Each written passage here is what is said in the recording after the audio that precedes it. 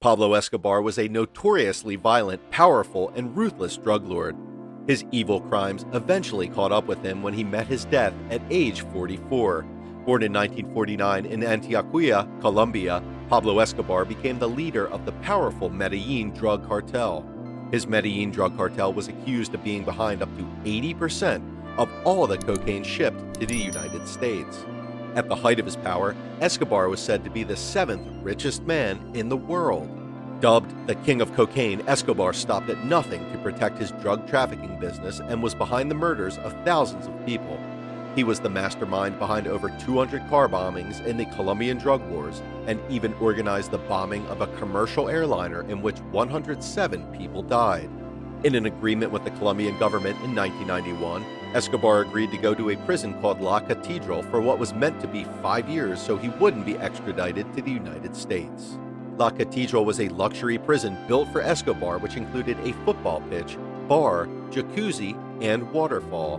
When 4 of his lieutenants were murdered and tortured in La Cathedral, the government ordered Escobar to be moved to a standard prison. He refused and escaped his prison after being there for 1 year and 1 month.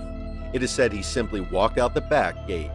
Escobar married Maria Victoria Henao when she was just 15 years old, and the pair remained together until his death in 1993. They had 2 children, Juan Pablo, who has since changed his name to Sebastian Marroquin, and Manuela. After Escobar's death, his family fled the country and traveled for a year before being granted asylum in Argentina. With an estimated worth of $30 billion, Escobar made the Forbes billionaires list of the world's richest people 7 years in a row beginning in 1987 and peaked at number 7 in 1989. Escobar's business was so big that in addition to planes, helicopters, cars, trucks, and boats, he even bought 2 submarines for transporting his cocaine into the U.S. Many of his properties had hidden stashes of cash and jewelry. He was nicknamed Robin Hood, as he spent a lot of money helping poor communities. On December 2, 1993, Pablo Escobar, the wealthiest drug kingpin the world has ever seen, attempted to flee from a hideout in his home base of Medellin, Colombia, by scrambling across a neighboring rooftop. Instead, he was cut down by gunfire, and the resulting image has been seared into the public memory. The bloody corpse of the world's most powerful drug lord splayed across a tile roof in the city that was once his safest redoubt. The other men in that image, a group of Colombian troops, have long been regarded as the ones responsible for delivering to Escobar the justice he had so long avoided.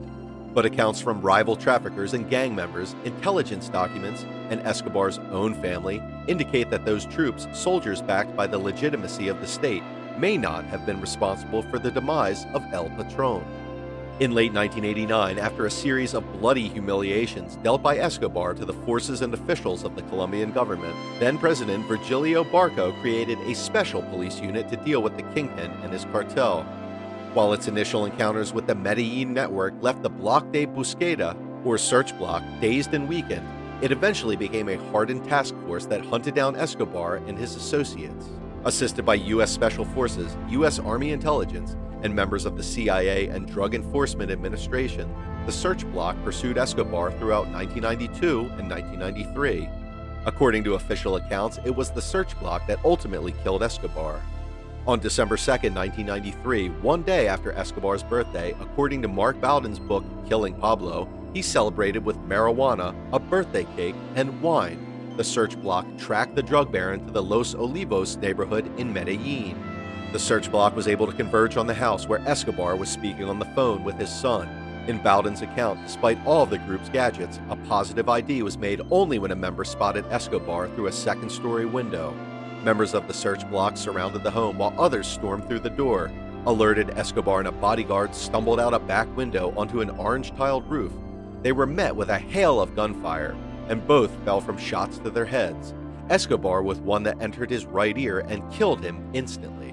Once the gun blasts had subsided, Colonel Hugo Martinez, the search block leader who had pursued Escobar for 3 bloody years but was not on the scene, heard one of his men shouting into the radio, "Viva Colombia!" The soldier said, "We have just killed Pablo Escobar." Reports emerged afterward that Escobar had gone down firing his own weapon, and confusion of the encounter has left the question of who fired the fatal shot open to speculation. In January 1993, according to Bowden, a new group had joined the hunt for Escobar.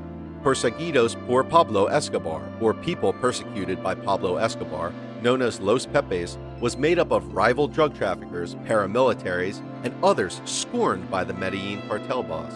Earlier in mid-1992, Pablo's execution of 2 lieutenants had broken his cartel into warring factions. And according to journalist Alma Guillermo Prieto, who spoke with a former Los Pepes member, the group was most likely led by former members of the Medellin cartel who, seeking vengeance, had offered money to members of Escobar's crew, members of the search block, or anyone else who was willing to take on the kingpin.